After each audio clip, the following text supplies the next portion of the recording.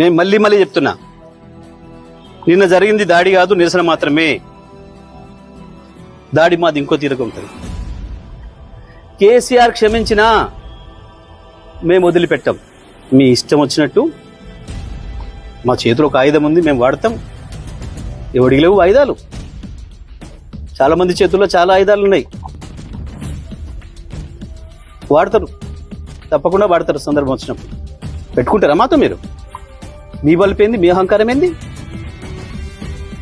మీ ఇష్టం వచ్చిన మేమ్స్ పెట్టడానికి ఏమనుకుంటున్నారు? ఎక్కడ ఉంటున్నారు? ఎక్కడ బతుకుతున్నారు? ఎవరు తిండి తింటున్నారు?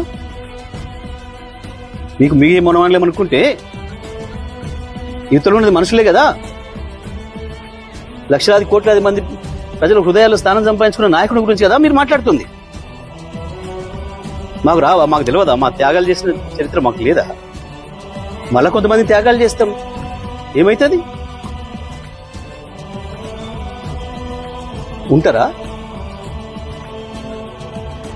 ఏ బలుపుతోని, ఏ అహంకారంతోని, ఎవరిని చూసుకొని ఈ ప్రేలాపన?